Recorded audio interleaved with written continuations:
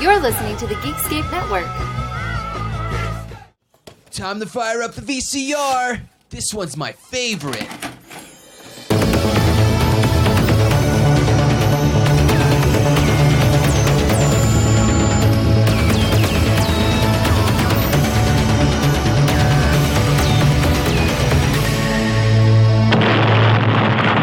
That was gold. Welcome to Analog Jones and the Tempo Film. I'm Steve. And I'm Matt. And we're a VHS podcast that looks at the trailers, box art, and behind the scenes, and we're dartboarding it. It's going completely random. All I did was look at my cubbies, and then I had a randomized number thing, and I picked out a random video. Matt, what did I pick out? You picked Shadow Zone, the Undead Express.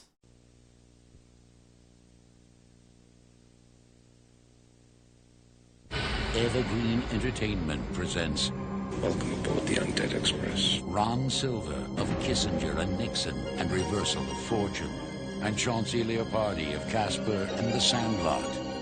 In a film critics are calling a first-rate thriller, a bewitching story where Ron Silver delivers a delicious performance. Shadow Zone, the Undead Express. This kind of looks like a ghost train. A world where fantasy meets reality. I got on the subway and they were all vampires. A world of eternal darkness. A world of living nightmares Real vampires. that will not die. It's almost over. A world called the Shadow Zone.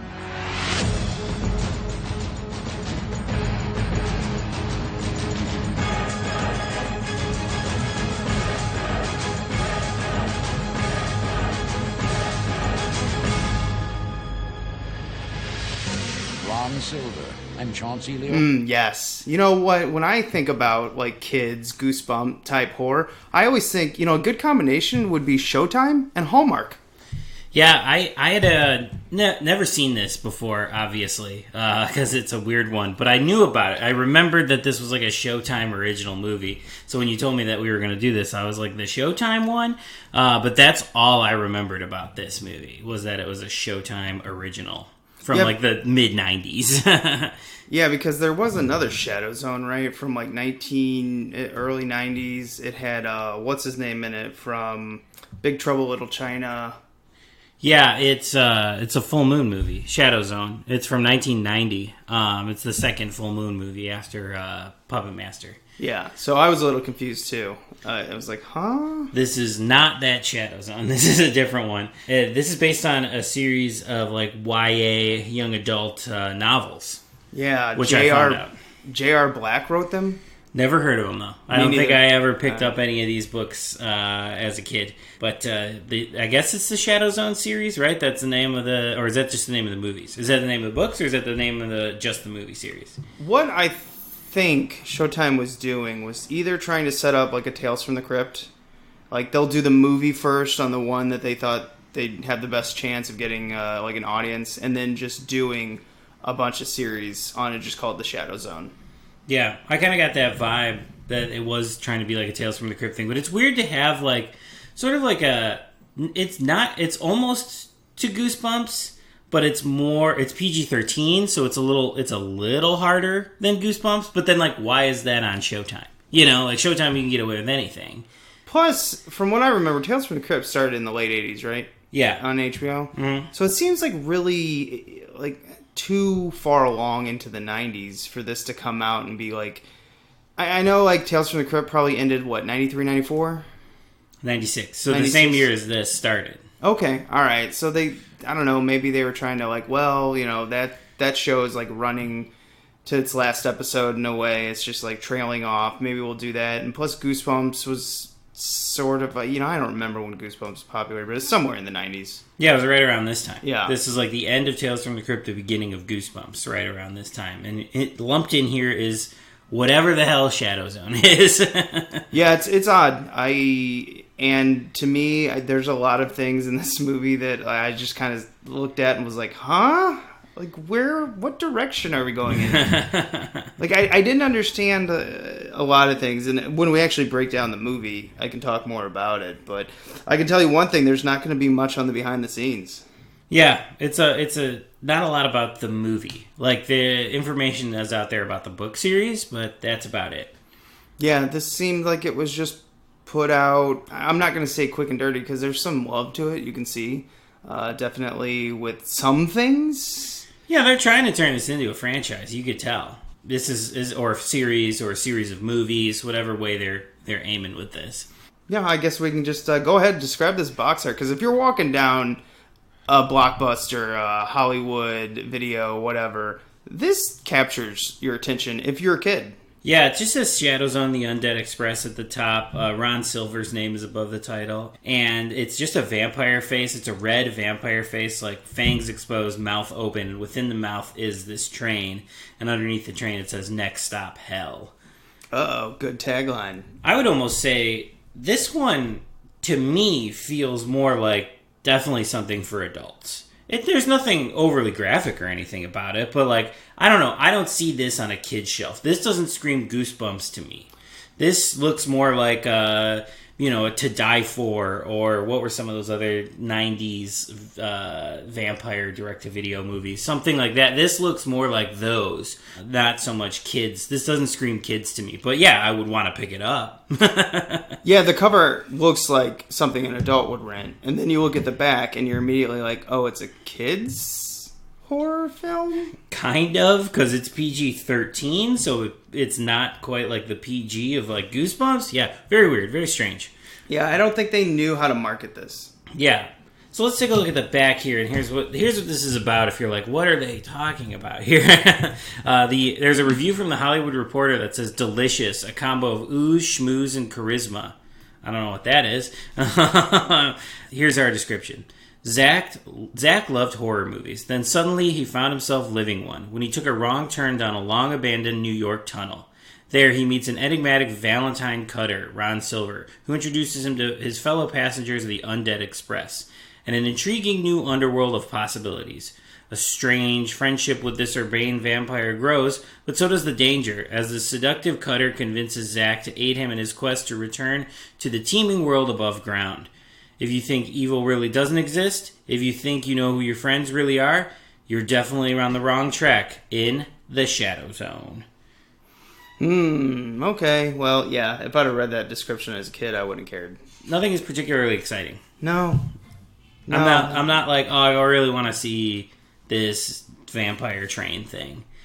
No. And I'm wondering, was this the best story out of these Shadow Zone books? So the only Shadow Zone book I guess I had ever heard of was the movie that they made second, because there's two of these. They made My Teacher Ate My Homework, which I remember the title. I don't ever read it or anything, but I remember the title of that. That was the second movie they made. This was the best. I feel like this was maybe just the longest that they could adapt into a 90-minute thing, because I can't imagine this being like the Shadow Zone's top seller. Yeah, and it's kind of odd, the kid that they got. Chauncey? Yeah. Chauncey Leopardi? I'm just calling him Squints. Yeah, you know him from The Sandlot. Nobody else really in this except for a quick appearance from Wes Craven. Yes. Which is fun. And then Ron Silver, of course, whose name is like above the title, who you've seen in a bunch of like action movies and stuff. But that's it. No other real names in this. Ron Silver, to me, I always know him as two things. He's the bad guy in Time Cop. Yep. Who wants to be president. Yep. And I love him in that, because he's got a great voice. Yeah. And he's got good camera presence. I pay attention to him. He's the best thing in this movie that we're going to just, talk about, in my opinion. And I also know him as the serious Dennis Miller. Yeah, that's kind of what he looks like.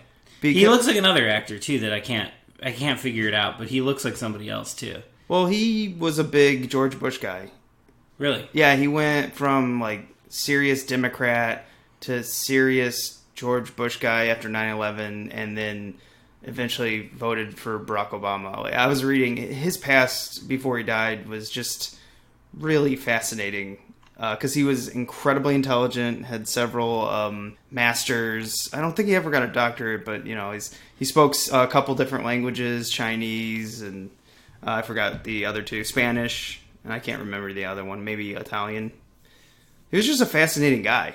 I mean, the moment he showed up in this movie, I almost was just like, what are you doing here? Like, you don't need to be slumming it in this. Like, that was my thing, too. I was wondering if this was, like, some type of passion project or, like, I'm doing this for my children. Yeah, I had to be something like that. Or, like, it was just a dead period for him. I don't know. But I was very curious that he was in this, I thought. Like, it was very weird. He didn't need to do this. No, it's like when you put a political thriller actor inside of, like, a teenager horror film. Yeah, it didn't make any sense, really. And, like, he's fine. But, like, also it just feels like he's kind of miscast, too. Because he plays better, I think, villains like the Time Cop villain than this sort of... I don't know what to, like, compare him to. But maybe, like, this maybe old-school version of a vampire. Like this Dracula-esque vampire. I don't see him as a Dracula. It reminds me of Die Hard. When you've got, you know, like... a really intelligent German, like, you know, he's stealing money because he wants to, you know, and Hans Gruber, and, like, Gruber was so smart and, like, just a class act, but he was still, like, evil. That kind of is that type of villain. Right. But at the same time, it's so goofy. The world, Ron Silver, like you said, he shouldn't be in this movie because I only watched him. He got me through the movie, in my opinion, but you're right. The rest of the movie I didn't pay attention to because it was a goofy horror. Like, I watched the whole thing. I was captivated at, like, what the fuck is going on? Like, why did they do this? Well, with all that, let's just pop in this tape and let's get to it. We had a couple trailers.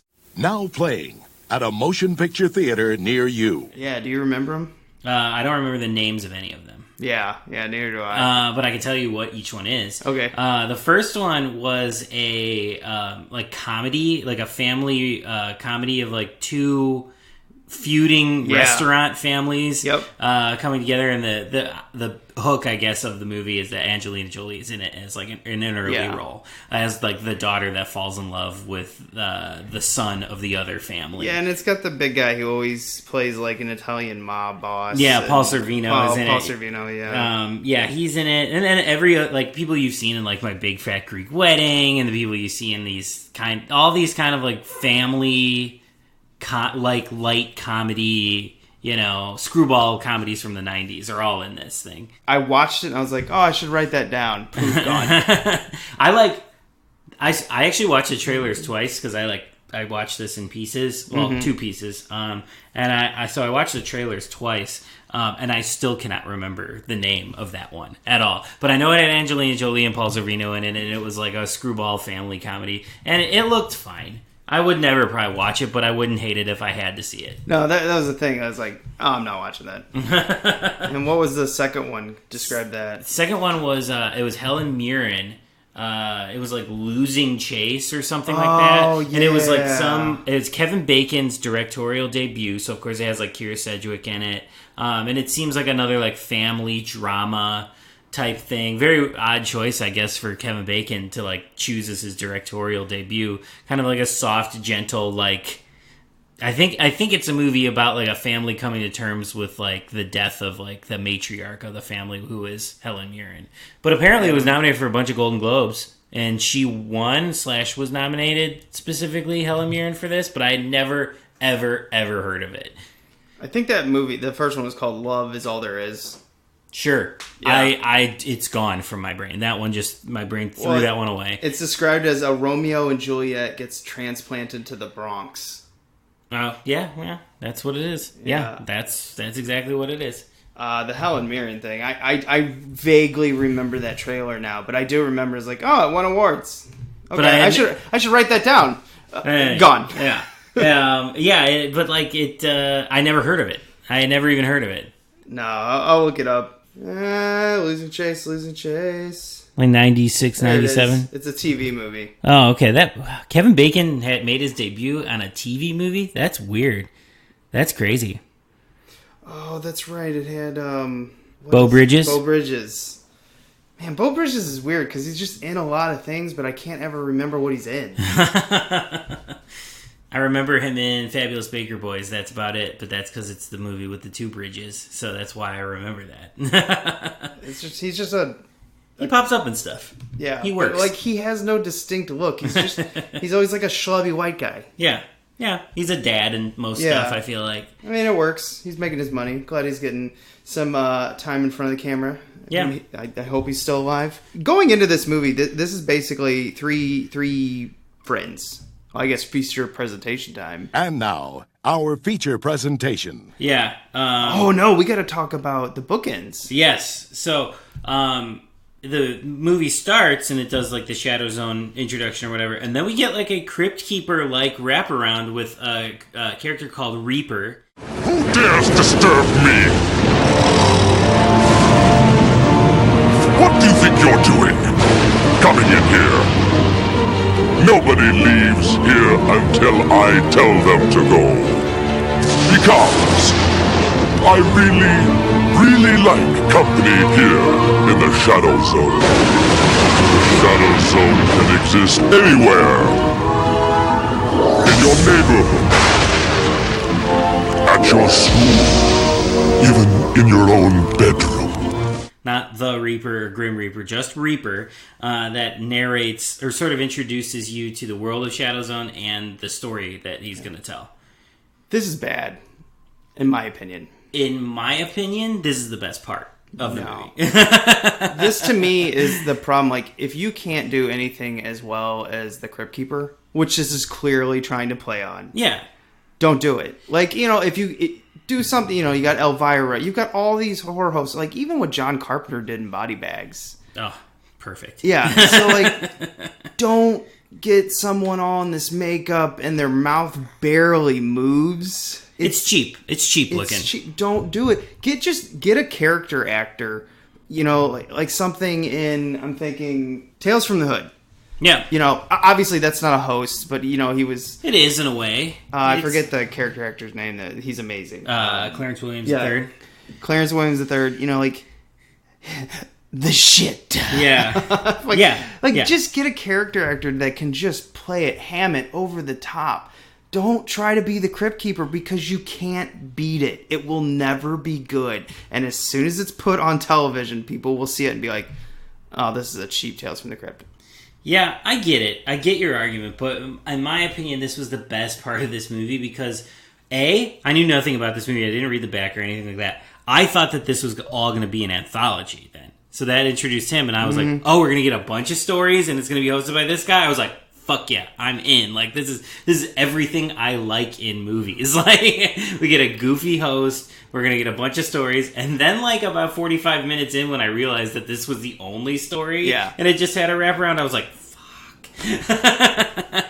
Yeah, I was hoping this was an anthology, too. And then, like, the main story was starring, you know, these kids that were on, you know, like the Undead Express, or maybe it was a bunch of stories from undead people on the train, right? Something I thought, or like there's a couple points where Ron Silver like tells some past stories, so I thought that was gonna like onion, you know, into like another layer of stories or whatever, and then somebody in that story would tell a story, you know, and it would just be layers. But we didn't go that way. We just had one story with a wraparound. But yeah, I personally think the wraparound was my favorite part just because it was goofy, it was very goosebumpsy, it was very just like Halloween-y feeling. And then the story starts and man, everything just slows to a crawl for me. Well, yeah, the first shot where the three kids are playing basketball. And then I was like, wow, someone really likes Dutch angles and having the camera, like freeform cameras, just handheld. I was like, wow, 90s everywhere. Yeah, it's very 90s when it starts. Then they calm down. They never go back to that type of camera work, and I'm so confused. We definitely, like, after, like, the credits and we get into, like, his story, he tells, like, a story to Wes Craven early on where he's, like, getting attacked by, like, a tentacle monster and stuff like that with his friends. Once we sort of get past that, which is, like, our opening scene of the story here, it becomes very and looks very TV movie-esque. Oh, extreme. Like, it's all like just very calm camera angles. There's nothing extreme. It's like the second hand director did this entire first part, and he was like some young kid. He's like, man, I'm going to make this just look so cool. Yeah, and then they just like, it's like a lot of TV shows, especially in the 90s, were just like, put the camera down and let characters talk. And you're just recording characters talking, almost as if it's like a play. But that was sitcoms, that was a lot of like dramas in the 90s and stuff like that, TV movies. So it feels very much that, which like immediately put me off. It's cheaper. Yeah, it's easier. You just put a camera down and you let actors talk. Yeah, you don't take as much time. You can take as many, a couple shots, like 4 or 5 in the same angle. You don't have to worry about checking the lighting and the camera's there. There's nothing. It's set it up, get it right, go. And then the actors can, do it 4 or 5 times to get the best one. Yeah. That's why sitcoms do it. Right. And I would bet that the shoot on this very long movie, by the way, that's almost like hour 40-minute movie, I would bet was very like a 15-day shoot or something. I bet it was very fast. Probably, I could see that because it's not shot in many locations. You got your mom's apartment, dad's apartment, and the streets, which I wonder if they had permits for a lot of these shots. Yeah, they might have just ran a gun at that. And then you had an underground train. Yeah, that was it. That's it. Those are your sets in the movie. Yeah, because I was picking up on it real quick. I love these, quick, cheap films that actually look nice. It's always funny when they do this. Like, it's quick, it's cheap, but it still looks nice, but the story's not good. Right. Because you're just putting down a camera, recording people talking, and after a while, that gets pretty boring. You got the main kid, Squints, who his parents are going through a divorce. The mom is like, she makes the money. She wears the pants, it seems like. Maybe not wears the pants, but she makes the money. She's like, either she was an attorney or an accountant at a big firm, something.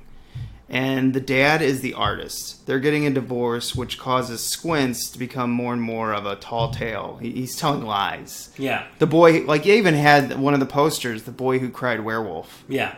And that was like in his dad's apartment or his room. I can't remember. I liked the scattering because like early on too in the movie he goes to like the video store to rent this vampire movie, which sort of leads into our like full on story of this. But I did like a lot of like the posters and the horror they're real references. They're not like 100... just making shit up. Like he walks into a video store and there's posters for like and Headhunter and like Evil Dead. Yeah, like there's.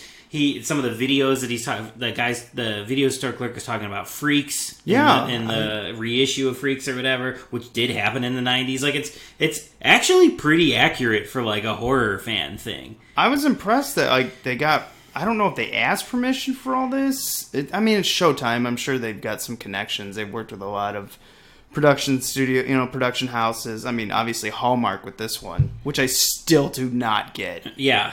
I was also trying to figure out if the movie he was watching was shot for this or if it was like another Showtime vampire movie, but I could not find it. I could not find that information. Well, because anytime you see that and you're like, okay, is that like the director's first film? Is it like something, some type of connection? Yeah, there's nothing on this movie. No one talks about it. I barely saw any reviews. Right. I basically just kind of hovered around the IMDb and the Wikipedia, but like even still like on those pages, there's nothing that I could find. No, it's weird. But yeah, so the B plot in this is they're doing a project in this school. And the girl takes the pictures, which this actress has been in a ton of 90s stuff. And then she just kind of didn't act anymore. The JT kid, this is literally his last movie, which, by the way, he was in Theodore Rex. Excellent. He was one of the kids that actually went down from Theodore Rex into this, slummed it in this. He's like, I'm coming off Theodore Rex. It's one of the most expensive direct-to-movie videos, and they're like, and now I'm doing this. I'm doing this Showtime Hallmark TV movie about a book series that no one's ever heard of. Yeah, ouch. They're doing a project, and they decide to basically do it on the underground subway of New York, which I thought was, I'm like, oh, that's actually a good idea, kids. But so he's a liar and everything, and he has to go to a therapist, which is played by Wes Craven, and then it basically just, he goes to his dad's and then finds a vampire in the subway. Yeah. And the vampire sort of befriends him. And the vampire's whole thing is that he wants to take his Undead Express, which is the train full of vampires, into the real world. Zachary, have you never heard of Nosferatu? Yeah, he's in that movie. Black and white, 1920s. How'd you know my name? you'd be amazed at what I know. And Nosferatu isn't a he. It's a them. Vampires. We are vampires. Welcome aboard the Undead Express.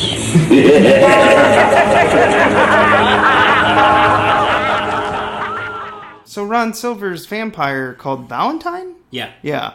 Like, does his typical thing where he's kind of like, he's playing with the kid's mind. Like, you should never trust anyone. And are they really your friends? I mean, you're doing all the work. You're writing the project. She's just taking pictures. Like, trying to divide and conquer to get this kid all on his side. It's like the mentor type bad guy. Yeah, he wants them all to himself. So he's like, and he knows he can manipulate him to get him to take them out of the subway system and out into the real world. Yeah, he's just using him and, like, you know, doing the friend thing, sort of the Jerry Dandridge Evil Ed kind of story. Yeah. And it's cool. I mean, no, it's not really cool in this, but like that type of bad guy is always interesting. With this, it's just Ron Silver carrying every scene. In like, I know I've said it already a bunch of times, but like in a lot of scenes of them just sitting and talking. I get what you're saying, where like anytime Ron Silver's on screen, you're like watching it. I get that, but I'm also tuning out a little bit every time he comes on screen, because I know that anytime he's on screen, we're going to have a long dialogue scene. He gives a lot of speeches. He does a lot of talking to this kid. They have a lot of like just scenes together that are just like camera point and shoot, them sit in the subway car and talk. And I'm like, ugh. Yeah, it's boring. This movie's boring. There's no doubt about it. The whole thing is they can't escape the subway because there is like a light that is above the like, I don't know, boarded up door that they need to go out of. So, you know, the kid, whatever his name is, squints, turns off the light. Him and Valentine go out and they walk through the city. And some of the looks from those people on the streets, I was like, man, I don't think they had permits for this. Because the lighting's not that good. This is probably also not even New York. This is probably like Vancouver or Toronto, wherever they shot somewhere all cheaper. These, you know, Canadian Halloween productions for children, like like the Goosebumps and stuff like that. So nailed it. Toronto and Ontario. That's where it was shot. Yeah, it totally looks like that. Like that. It's not New York. Yeah, and it was called Vamp Express. That was the shooting title. So that's interesting. Yeah, it's just, and then one of the vampires escapes, eats a dog. They end up finding him in a graveyard, and then we see Valentine sees his dead son's like a gigantic headstone. I think that was his son, right? Yeah, his son. When he got turned into a vampire, he says that's the last time he ever saw his son. So there's like a weird connection with him and his son. And then he's been around for so long now, because he says he's been around for like hundreds of years, that like the son is obviously dead now. Well, he helped build some of the subways in New York. Yeah. And so that's, I don't know, he used to be rich, and that's why he's so well spoken, and he's wearing his cape and his top hat, and he's got his nice cane. And then he's surrounded by random like time traveling vampires. They're like, okay, someone was from the Roaring 20s celebrating New Year's Eve. There was a woman there. And then you had the random guy who was like a hippie who just could not quit trying to be fun. Like all these stupid like far out, man. And I'm like, very 90s interpretations of hippies. Like, oh no. And then just, I don't know, a bunch of them, like, I just didn't care. Yeah. I guess one thing nice I'll say about the movie is the movie's not particularly graphic or anything like that, but like the makeup effects on the vampires are pretty good. When he saw the construction worker down in the subway, the melting of the hand in the face, that was good. Yeah. But that's really all they did until the end. Yeah. But like the effects look good. Like I'll give them that. Like they look good. Yeah, they're passable. Yeah. I mean, it's the story's the problem. Right. It's the effects. I'm sure they had some people who probably worked on Tales from the Crypt, because they show it in the kid's bedroom, which I was really surprised. They're Tales from the Crypt comic book, and I'm like, I don't really think you should put a better. Yeah, right. Like don't show your hand here, because like that's what they're obviously riffing on. Yeah. They're doing a feature length version of Tales from the Crypt, but watered down, and it's like, oh well, we don't want the watered down one, we want that one. Yeah. So the kids his friends that don't believe him, because he makes outrageous stories up about, hey, I'm hanging out with a vampire in the subway, the hidden part of the subway that no one knows about. Sure, buddy. Yeah. Sure.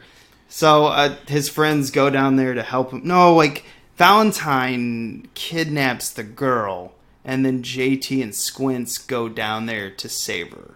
And then it's a setup. We've got the girl, let us out or we're going to kill you.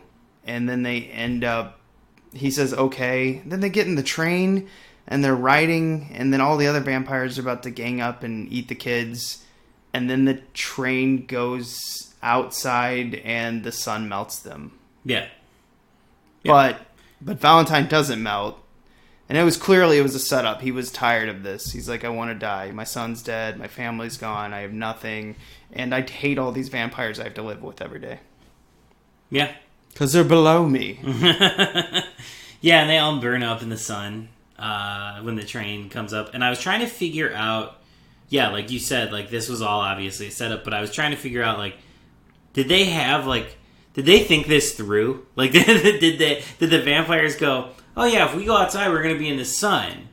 And, like, that kills us. Like, I was trying to figure out, was there a line I missed or something where, like, they knew getting out was going to work? Throughout the movie, they set up all this. When Valentine is around, time cannot be told. Be like, the clocks would freak out. Right, You saw the Squints when he goes down to the subway. The first time he sees Valentine, the clock's spinning backwards. When they're walking on the streets in New York, all the clocks from the, like, cheap guys, like, hey, you want to watch? You want to watch? And then all of his watches freak out. Same thing with the digital watch on JT's wrist. Mm-hmm. So they set it up. So I think Valentine knew it was, daytime, but no one else did. And maybe because the other vampires were so distracted. This is me, like, covering the film's butt, which I don't really know why. But I'm assuming they were so obsessed with eating the kids that they never even thought of what part of the, what time of the day it is. Man, I don't know. And they set up the thing with the light too, because there's beyond, like, they need the light off to go or whatever to go through the doorway, but also, like, there's the scene when he takes the picture of him and, like, of Ron Silver, and he, like, freaks out and he looks all, like, fucking, like, Lost Boys kind of vampire. Yeah, so, like, that's what really threw me when they went through. It was like, did they know that this was gonna happen? But I don't care. It doesn't matter, but I just didn't. So it turns out bright light burns them. Any sort of bright light. It's not just sunlight. Mm-hmm. Which is odd, because I don't think I've ever seen that in other vampires. Maybe I have, but I don't remember. I always thought it was just UV light. Yeah, it was just, sunlight, but this is all lights. Yeah, I don't know. That's probably... I feel like this is just a case of, like... We need something? It was just easy, It was just, like, an easy fix for, like, a kid's thing. That's the only door that the vampires could get out of? That's what always kept getting me. I was like, this is the only way. Really? Yeah. The boarded up exit of the subway was the only way they could all get out. Yeah, I don't know. I don't know. Yeah, it just, I would feel like there's multiple. No, it couldn't be, because there was also, Valentine was in the normal subway at the beginning of the film when he first saw Squints. Right, he was. Yeah. So what, all lights? But if you were down there in the subway, how the hell could Squints see you? There's got to be lights down there. There were lights. I saw them in the background. That's what threw me off. And I go, wait.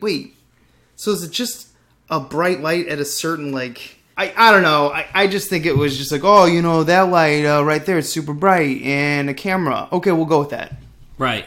Yeah, now that you think of it, that is how he's introduced. Is just, like, with the regular people on the subway. Yeah, makes and then it turns into the Undead Express or whatever. But, like, if he was able to get out to lure Squints in, why didn't he just stay out then? I know. I just don't think that. It's just a bad story. I know some people worked really hard on this, but this film to me is bad. Yeah, it's just boring. It's Yeah. the worst. That's it's the worst kind of offense. bad. Yeah, it's the worst offense you could have. It's just a boring movie, and I was pretty tuned into it for like the first like half hour. You know, like I said, they did the wraparound I liked. They did the horror fan thing, and they like stuck to it. It was pretty genuine, and I was like, okay, like the horror thing is working. I like the wraparound, but then yeah, like I said, when I realized 45 minutes into the movie that this wasn't one single, or that it wasn't a bunch of stories, and this was one single story that I was going to have to still watch for another hour, I was like, oh no. I don't know. I did not stop this much. I didn't look at my phone much. I was captivated not on like interest of the film, but I was more like motivated to get through it. And two, I was kind of like, it has to get better, right? Like, it has to get less boring. There's going to be, like, a freak-out moment of just... And I thought it was going to be on the train. Like, maybe the kids would stab the vampire. I don't know, something. It's a Showtime fucking production, and it's just nothing. Yeah, nothing happens. It was... I stuck with it, too. I watched the whole thing. The only pieces I watched is that, like, I watched the beginning... the day before, and then the next day I just watched it all over again, basically, all the way through. So I didn't pause it either. I was looking up a lot of the information, like I was on the IMDb and the Wikipedia while it was on, but that was just like to hopefully make the time go faster for myself. And like I'm listening, I'm paying attention to what's going on in the movie, but I'm just like, oof, this needs to just move. Yeah, the best part in this was when JT, the one kid, goes and he starts looking stuff up on the net. If there really are vampires, that explains a lot. What? Checked out the net. People all over have seen them and believe in them. So, you know, maybe there's some truth to what you say. But anyway, on one of the pages, it said if a vampire tastes your blood, they're like in you. And you do vampire things and want vampire things. And you know you said that later. Yeah. But what did it say about light? Did it say anything like why it burns them? It's the ultraviolet. The UV, it's like a tanning booth. Yeah, the very early or mid-90s geosites. Very I love the outdated technology. I love it. The green text on the black charcoal background, and he's just going through it and looking. He's just like, oh my gosh, there's one link that says vampires in the subway. Yeah. And then he sort of starts to believe his friend. Yeah. And then that's when I realized, I think I'm JT. Because that's like exactly what I don't know, just go on Google. Yeah, let's go on the net. I know, I loved it. The net. Yeah, I was like surfing the net last night, and I saw something on vampires in the subway, and I'm like, oh shit, I'm that dude. That's exactly what I did at that time period. I don't even think I had the net in 96. You know, I don't think I had a computer till Windows 98. So I think ours was 97 when we got it. Yeah, so I didn't even this was all foreign to me. But actually, I was pretty impressed. Like the geosite they did use in this looks pretty advanced. I assume for 96. I would think 96 would look a little worse. It looked pretty good. It looked like whoever like designed that old site, you know, they knew what web design was. Right? They had. Yeah, that's what I'm saying. Like it had some technique to it. All right, let's move on to the museum.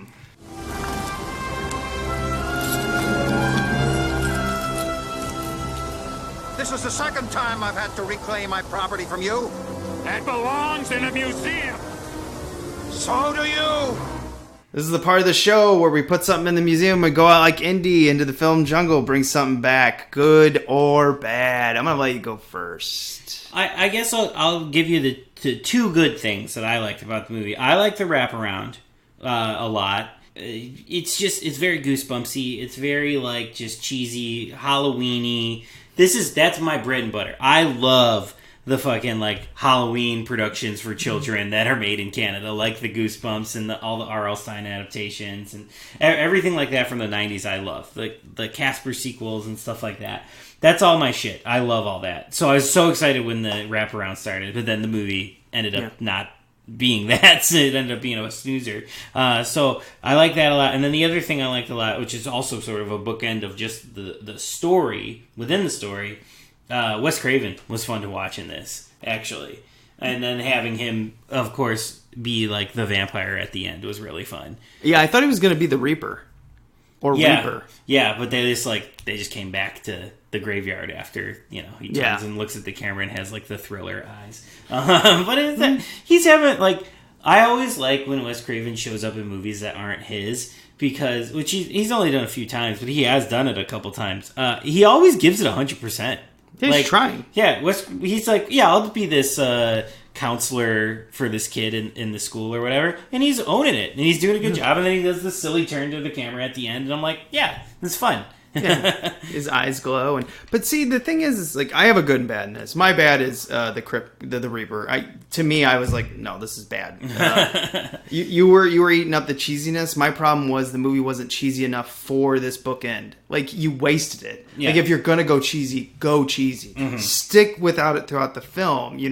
Just have the kid I've been watching horror movies my whole life. I know what's happening. And he puts it together through videos that he goes to the video store, go back to the clerk and make it goofy.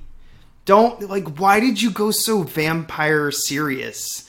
He's like, I've been down here since the 1890s. And I'm like, oh, snooze. And kids don't want to see that either. No, make it fun. Kids aren't like, oh, yeah, I want to watch this vampire, be sad about being 100 years old or whatever. They want to see flashy stuff. Yeah. Give me some monsters and shit. They're like, let's make Interview of the Vampire for children. No. Yeah. No one wants that. No kid wants that. But we'll push enough buttons so that it's PG-13 and not just PG, which it makes no sense to me. No. The good thing on this was and I think you should have gone farther, was the video store, was the kid. At least he wasn't he wasn't crazy Corey Feldman where he's got all the masks and everything. This kid's bedroom actually appeared real. He had posters and magazines and books. That bedroom was my bedroom when I was, this kid's age or whatever, the Fangoria magazines and the Tales from the Crypt comics and the horror movie posters. He has one bust of a horror, one, not the Corey Feldman thing where he's got a million of them. He's got one zombie bust. No, that's why you can never have the special effects guys dress a room like that, because they go crazy. Right. This kid was me. I wasn't Corey Feldman. I was this kid. A little more normal. If you would have thrown some baseball magazines in there, and it'd have been basically mine. Yeah. Also, I just had a bunch of random comic books and weird shit. Yeah. So I mean, you should have gone farther than that. That's where you should have started your script. Okay, we've got an old vampire, and we've got a horror movie geek who doesn't have many friends, and the friends he does have he lies to because his family's going on a divorce. He doesn't like his life. Start there. Build. Yeah, they definitely should have leaned more into that for sure, because the horror stuff was genuine. It was 100%. For a change. Yeah, most of the time it's ugh, and then they'll have a friend oh, hi Carpenter, oh, at least you didn't do that. I didn't, so. Because that gets so old. Yeah, it's been done so many times. It's almost never done well. This was genuine. This was the way you do it. Yeah, and a few good things, but I think our biggest opinion of it is it was just too snoozy. Yeah, I don't know. It's a weird enough tape that, if you came across it in the wild, maybe get it. But it is, the movie's boring. I can't really recommend the movie, but it is a weird enough tape to maybe want to add to your horror collection that, maybe you want to pick it up. Mm-hmm. So I'm 50-50 on this one. Yeah, if you want to just collect, bad Tales from the Crypt riff-offs, then maybe. But it's not even close enough to Tales from the Crypt because it doesn't have that witty, dark humor. And it's not, blood, guts, boobs. Yeah, I don't know. All the Tales from the Crypt wonderfulness. I would say skip it. You can see it free on Tubi. Yeah, if you need to see it. But I feel like you don't need to see it. It's too boring. I feel like what you would rather do is own it as a weird collector thing, but never watch it. It's too boring to sit through. Yeah, I'd be like, hey, you want to watch a kid's horror film, teenage horror film with the dude from Sandlot? Sweet! Not that kid. Yes. No, Squints. Which is a weird selection. All right, that's going to end it this week. This is Dartboard 1. I'm glad we did it, because I never would have picked this film. Yeah, I'm glad I know at some point I would have watched this movie. Because I've always known about it. I knew that they had this Showtime thing. So I didn't know. I thought it would be maybe an anthology or something like that. So I wasn't quite sure what it was. But I was always sort of aware of this movie. So I would have seen it eventually. I'm glad we did it. I've seen it. I'll never see it again, though. No, and I think I'm just going to continue to dartboard these. Might as well. Yeah. So my second dartboard selection was Mario Brothers, and by dartboard I mean random. It's randomized numbers, and I was like, well, we can't do that. We already talked 2 hours on that shit. So we got a third one coming up. Oh, my other selection, which will be next week, which is funny because that's one you and I saw at like a resale shop. Mm-hmm. We're not going to say the name of it. You got to come back. Got to come back next week and listen. Yeah, for a 90s thriller that wasn't made in the 90s. That's right. All right, everyone. Remember to be kind. And rewind. For a while there, I really thought Zack was going to join me here in the Shadow Zone permanently. Well, maybe next time.